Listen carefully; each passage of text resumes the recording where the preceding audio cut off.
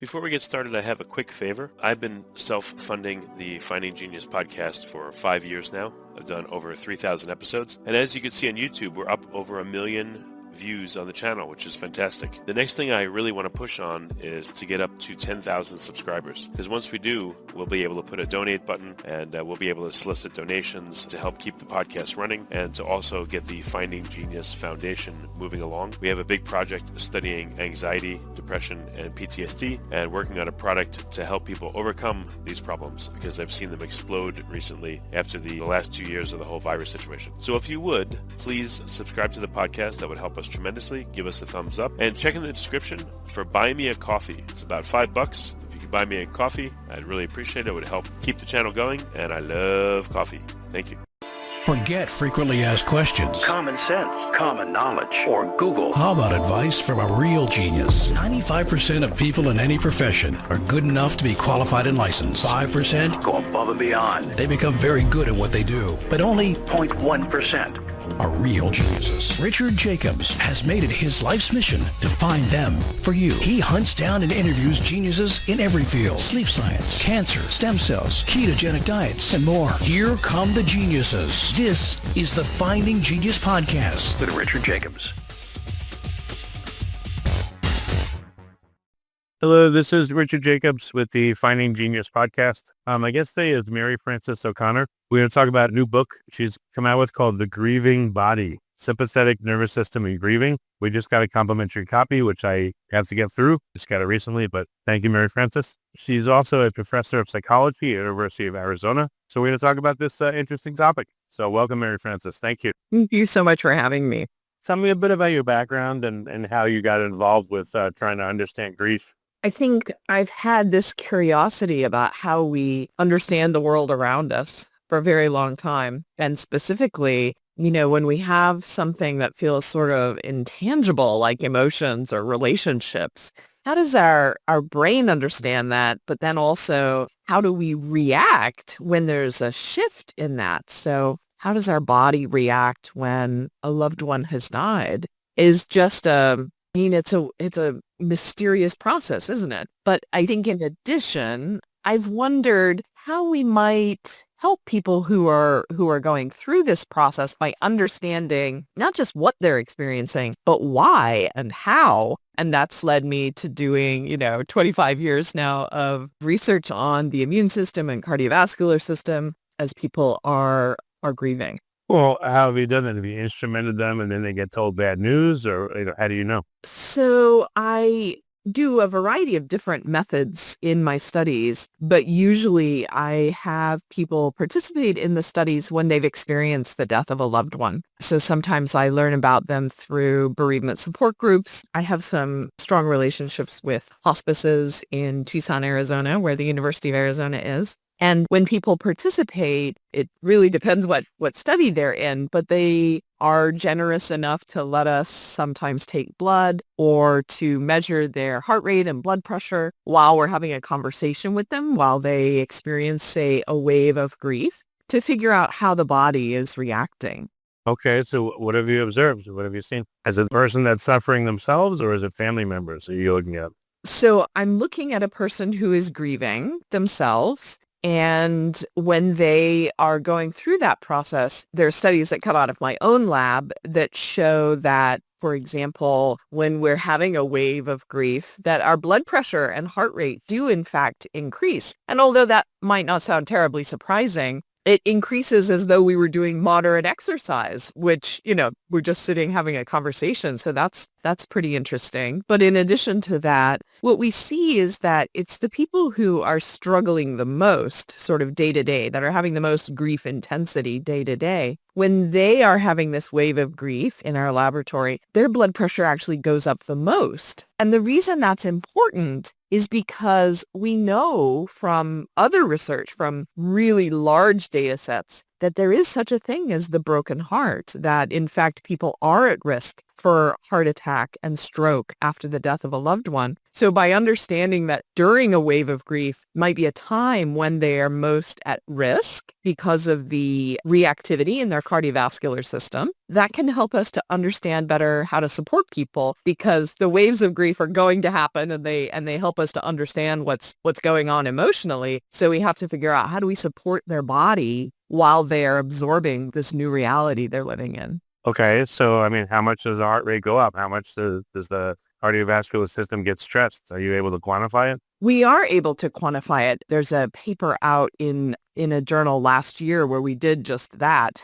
And I can't tell you the figure off the top of my head, but it's something around 10 millimeters of mercury. So blood pressure going up 10 points. I could get you a specific number, but that's approximately where it's at. And we know Systolic or diastolic or both? And what was the application? mostly systolic. We see some movement in diastolic, but that's a number that doesn't move as rapidly as systolic blood pressure. And so what we know about that is, from other studies, there's some wonderful work in Australia showing also that 24-hour heart rate monitoring demonstrates increases in blood pressure and heart rate. And what's notable about that is they're studying very early, within the first couple of weeks after a death, and then measuring again at 6 months. And by 6 months, we see that heart rate and blood pressure goes back down to the sort of average for a matched sample of, say, married people. So we can think of the idea that first acute grieving period is particularly risky for the cardiovascular response. I mean, the initial period. Exactly. That first 6 months is especially risky. So, for example, from large epidemiological studies, we know in the first 3 months that a man whose wife has died is almost twice as likely to suffer a fatal heart attack compared to a man who remains married during that same time. And that's in medical risk, that's a huge statistic, to be twice as likely for something to happen. So what do you do about it then? This is exactly the question. I'm so glad you asked. So we've had this data knowing that this is a time of increased medical risk for decades, and there has not been much of an attempt to think about, well, if we know across a population that acute bereavement is a time of increased risk, what are we doing about it? And so we can think about a host of ideas of what we might do about it. Very few have been studied, but as one example, there was a study in my lab that looked at doing mindfulness meditation or progressive muscle relaxation. So progressive muscle relaxation is just like a structured way to do kind of a body scan where you contract and relax your muscles. And what we found was that by focusing in on this aspect of relaxation, we actually saw improvement in the widows and widowers who were participating in that intervention. But I think it's more a shift in our mindset. It means that when someone dies in the hospital or in the ICU or in the emergency department, we know that the person standing next to them has suddenly become at medical risk. And so the question is, how do we approach thinking about buffering them from that risk? Does that mean better follow-up? Does that mean more regular checkups on our bereaved folks in society? Ways to think about that are still really in early days. So no one has an idea of what to do, or what kind of interventions work, and what does work mean? How does that help? That's exactly right. Those are the scientific questions we need to be asking. Not just, is this happening, but given we know that it's happening, what is the evidence base for what will work now? We don't have that evidence yet. Who's doing a study? Anybody or not? Yes, there are people doing studies, not very many. There was a study in Australia that looked at acute bereavement, and it was a very small study, but it looked at the idea of giving an aspirin, giving a beta blocker just during that initial risky period to try and, mitigate the risk. And of course, they found their cardiovascular health improved during that time, but it was a very small study. It would be important to replicate that in a much larger sample if that was something we wanted to, roll out more widely. What's your role in all this? What's your goal? How do you hope to intervene and help people? So continuing to do studies that look at the mechanisms of what is happening. One mechanism that I think hasn't been talked about nearly enough, but we have some studies that examine this, is that it may be the fact that multiple losses are, especially multiple losses close in time, create a particular kind of stress for the body. So there's a study out of Emory University that was a large longitudinal study, and it found that when you had Black women who had experienced 3 or more losses, that they actually showed greater thickness in their arteries than either those who showed less than 3 losses during this time or compared to white women. And so we have this situation where the context in which loss happens matters as well. When loss is one of many stresses that we're experiencing,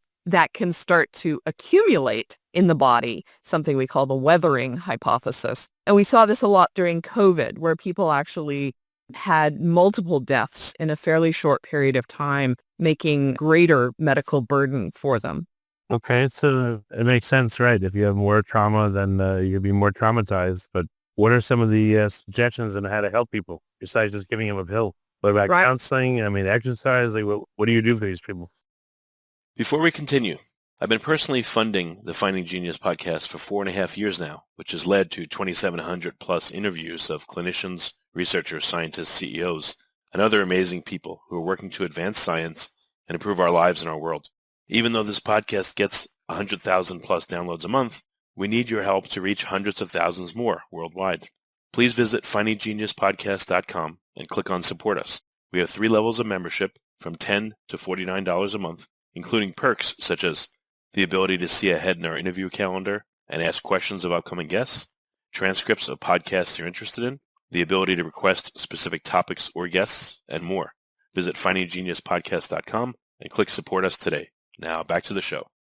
So this is one of the reasons that we were so interested in that mindfulness and muscle relaxation intervention, because we thought, what are some ways to approach this at multiple levels, right? And so what's unclear, many of the studies that are done on the physical outcomes in grieving are different from the studies that are looking at the psychological outcomes of grieving. So one of the things I like to do is bring these researchers together and try to do studies that include both. So we know that people also feel better emotionally when they're getting exercise, when they have other coping strategies for waves of grief, for understanding this new difficult world where their loved one is has died. And so while we know that psychologically that toolkit of strategies is useful, we don't really know yet what is the physical outcome of those types of interventions or changes people might make.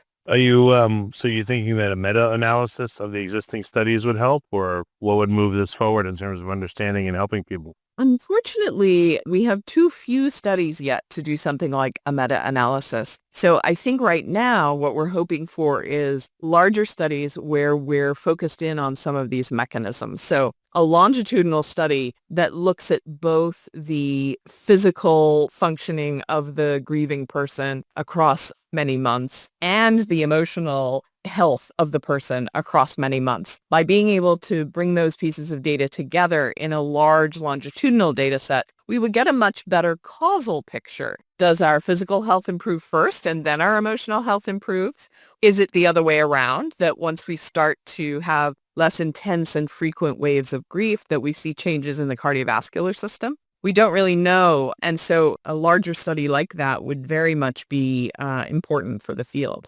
Okay. So what seems to be the effect of the grief? It's literally killing these people, or is it shortening their lifespan, or is it leading to, like large scale medical intervention? Like what is the result of the grief, and what is it preferentially affecting in their bodies? That's an interesting question. When what we know from research is that bereavement increases the risk of what we call all-cause mortality. So actually across many different types of medical fatalities and medical morbidity, we actually see increased risk. So it is also, bereaved people are also at increased risk for flu and pneumonia, for example. They are at increased risk for recurrence of cancer. They're at increased risk for, in some studies, for autoimmune disorders. So when I started thinking about that as a researcher, I thought, well, how could this be? How could it be that something like this is affecting all of these different organ systems? And so I became very interested in the impact on our stress hormones and immune system. Because, of course, hormones and inflammation in the immune system affect all of the organs, right? They're going to exacerbate any pre-existing weaknesses that might exist in the body. And in fact, research from my lab and now research from other labs on even larger samples has found that inflammation is increased in bereaved people on average. And so the idea that inflammation is important in heart health, but of course it's important in many, many illnesses, made a little more sense that if that's one pathway through which this stress is getting under the skin, then that's one way to think about why we might get increased risk in all these different medical categories. What about leading up to a catastrophic event? Is there much study there, or the stress doesn't just magically start when they pass away, I would think? That's absolutely right. So we know that caregiving in and of itself is very physically taxing for caregivers. And we do see that in changes in the immune system and changes in stress hormones. We see that the stresses are a little bit different from each other, obviously. Caregiving, there's a large demand on time and resources. And part of what is a challenge is transitioning from living a life as a caregiver where there's a lot to do, there's a lot to manage, but you're really providing meaningful care day to day, to a moment suddenly where you have just as much care to offer, but your loved one is no longer alive. So there's a complete shift in just your daily activities. Everything about your day-to-day life has shifted when you're not then caring for a person. And frequently, caregivers' social circles have shrunk quite a bit because they didn't have as much time to put into friendships and relationships. And we know that social support is so important in bereavement. So this is a moment where now suddenly your social circle has shrunk and you're in a situation where social support is really important. So this shift from being a caregiver to being a bereaved person can be very challenging for people. I mean, is there anything in the medical system there to help people at this point, or is it just, do whatever you can on your own, go find counseling, good luck? Right. Hospice programs have a requirement to provide 13 months of bereavement support for anyone who had a family member die in the hospice program. This is an excellent, very foresighted thing that went into the hospice legislation, specifically around Medicaid, Medicare, this 13-month requirement. Unfortunately, that can be very widely interpreted. So sending out letters every couple of months to bereaved people can sometimes be the extent of the support that is provided. And many people will not find that to be enough support. So fortunately, there are many good hospice programs that offer bereavement counseling and even sort of group counseling where people can come together with other people going through the same bereavement stresses that they are, or related bereavement stresses. Everyone has a different grief experience, but by bringing people together, it sort of normalizes the experience of loss and can also educate people about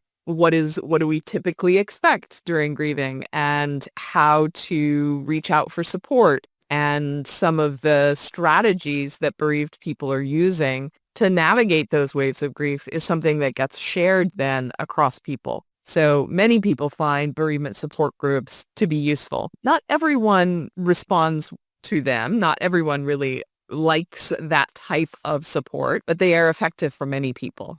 Well, what makes those groups work or not? Do you have to have the same type of bereavement, like for the same cause, like cancer, or the same relationship, meaning, people that have lost a parent versus lost a spouse? Like, what seems to work to have enough familiarity between the group members that they help each other more? That is a great question. Anecdotally, we often try to put people in bereavement support groups who do have similarities, either the type of loss or the type of relationship, right? So loss of a parent versus loss of a child, those look kind of different in people's lived experience. But what we know from research, at least, the research that has been done, is there are a couple of characteristics that increase the likelihood of good outcomes for participants. And those include having what's called a closed group, meaning some support groups, grief support groups, are what we call drop-in groups, where it's a different group of people week to week. So you're not necessarily seeing the same people over time.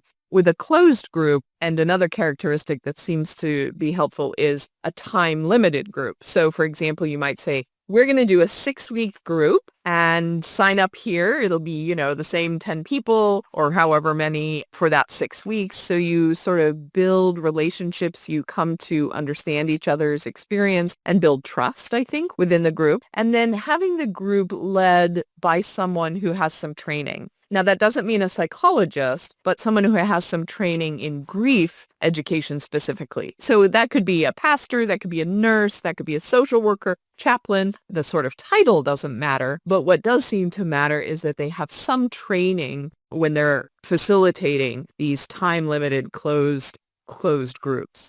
So what in grief training, what does that do for people? What do they learn, and how does it help them to help other people? Unfortunately, in many of our helping professions, there is not grief training. So I'm trained as a clinical psychologist, and there was actually no training about what grief would look like. What is the typical course that we expect? What are the mechanisms that maintain grief versus those that seem to help people navigate this experience? So that is also true. Most social workers or psychiatrists and general practitioner doctors very rarely get any education at all or get, a brief lecture or part of a lecture. So I think this is something we're recognizing is problematic. There is a scientific literature on grieving and providing, evidence-based support. So my hope is that as that research grows, as programs like this sort of disseminate the fact that there's a growing field of grief research, that training will improve in those areas for those types of clinicians. Hopefully it won't be like the beatings will continue until morale improves. Let's hope not. It just doesn't, I don't know, it's just odd that how can people that deal with this every day have no tools to help people in the mainstream? It just doesn't make sense. I agree. All right, what were you working to accomplish with your book, and what did you shine a spotlight on all of this, or was there some other reason? This was definitely my experience that even though I day to day am doing and am reading all sorts of studies about grief and grieving, I recognized that the message wasn't getting out. No one really understood that grief research was being done. And although I can, cite statistics for you and so forth, that people didn't know how to get a hold of that information that might help them to manage their own situation differently, that might help them to work with clients differently. And so it really was a desire to put what I know into the hands of people who could really use it. And hopefully the book, also by using many stories and some personal experiences, allows people to understand why this information would matter, right? So it's one thing to have a bunch of facts. It's very different to understand, if people knew that, then this outcome might look different, or this person might make different decisions or choices. So really hoping to, get the book into the hands of grieving people so they can learn at least what we know scientifically, sort of on average in studies, to help them make decisions in their own life. So is anyone coming up with kind of a comprehensive program for people, or how is this going to evolve and look over time? There are some programs that exist. So one of the most long-standing programs is at Columbia University. And if people are interested, you could Google prolonged grief and Columbia University, and it would pop up. There's a center there run by Dr. Kathy Shear, and they have been doing research on evidence-based interventions in prolonged grief now for a couple of decades. And what's great about that is those research studies then give us what intervention is working and for whom, and then what are things that we can do to improve those interventions. The other reason that particular center is so wonderful is that they then also train clinicians of all different stripes in providing prolonged grief therapy as well. So there are quite a few programs around the country that do train bereavement counselors, but this one is in particular very, very well organized and long-standing. So they have 3 National Institutes of Health funded studies, large studies, that have come out using that intervention. Okay. Well, very good. Where can people find resources in the current state of, the art? It doesn't sound very far advanced, but what kind of resources can people find if they're, if they've been told they have cancer or family members sick or, they're entering this process or they've been thrust into it, someone's passed, etc. The SAMHSA is the acronym. So SAMHSA is the Substance Abuse and Mental Health Agency, part of our federal government. They have begun a website with good resources available on it. So SAMHSA, and if you Google that, with grief or grieving, there's now a set of web pages that have some good handouts and articles. There's another website called What's Your Grief that has quite a wide range of resources that many people find useful. There are quite a number of good resources, but you want to find one where it looks like it's being really actively updated, because this research is coming out all the time. And so understanding what's the most recent understanding is most helpful. Okay. So SAMHSA would be good. Then your book, is it more for people that are experienced with the grief, or is it a newer thing to them? Like, what's your recommendation there? Both of the books, I think, resonate with people in different moments. It isn't necessarily, I don't imagine it's the first book I would necessarily read right after I've had a loss. But other people have told me that they did read it then and that it was very useful to them. So I think the thing with reading books about grieving, there's such a wide range of them. I think getting, friends who have had loss tell me I have a stack of books and I'll open one and read for a little while and I think I'm going to throw it across the room. And then the next book I open actually makes a lot of sense to me. But then 6 months later, I go back to that first book and I realize, gosh, this makes sense to me now. So I think it's really about finding what resonates for the person as they go through the process.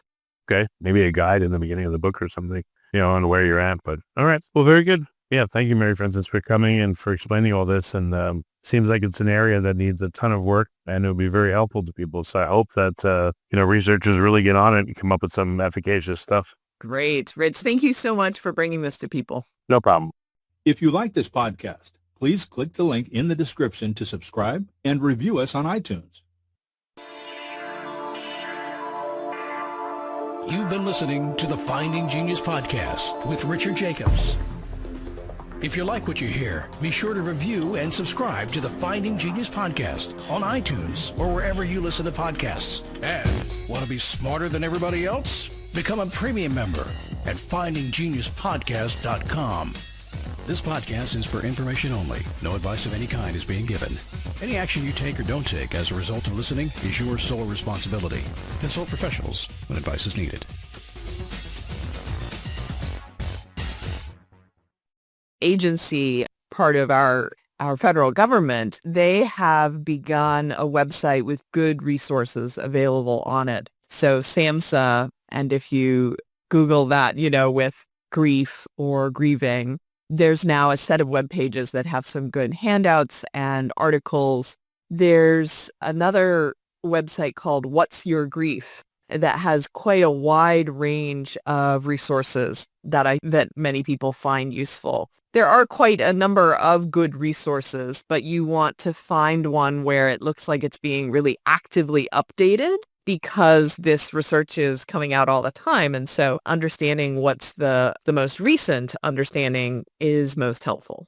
Okay. So SAMHSA would be good. Then your book, is it more for people that are experienced with the grief, or is it a newer thing to them? Like, what's your recommendation there? Both of the books, I think, resonate with people in different moments. It isn't necessarily, I don't imagine it's the first book I would necessarily read right after I've had a loss. But other people have told me that they did read it then and that it was very useful to them. So I think The thing with reading books about grieving, there's such a wide range of them. I think getting, friends who have had loss tell me I have a stack of books and I'll open one and read for a little while and I think I'm going to throw it across the room. And then the next book I open actually makes a lot of sense to me. But then 6 months later, I go back to that first book and I realize, gosh, this makes sense to me now. So I think it's really about finding what resonates for the person as they go through the process. Okay. Maybe a guide in the beginning of the book or something, on where you're at. But all right. Well, very good. Yeah. Thank you, Mary Frances, for coming and for explaining all this. And seems like it's an area that needs a ton of work and it will be very helpful to people. So I hope that, researchers really get on it and come up with some efficacious stuff. Great. Rich, thank you so much for bringing this to people. No problem. If you like this podcast, please click the link in the description to subscribe and review us on iTunes. You've been listening to the Finding Genius podcast with Richard Jacobs. If you like what you hear, be sure to review and subscribe to the Finding Genius podcast on iTunes or wherever you listen to podcasts. And want to be smarter than everybody else? Become a premium member at findinggeniuspodcast.com. This podcast is for information only. No advice of any kind is being given. Any action you take or don't take as a result of listening is your sole responsibility. Consult professionals when advice is needed. Or wherever you listen to podcasts. And want to be smarter than everybody else? Become a premium member at findinggeniuspodcast.com. This podcast is for information only. No advice of any kind is being given. Any action you take or don't take as a result of listening is your sole responsibility. Consult professionals when advice is needed.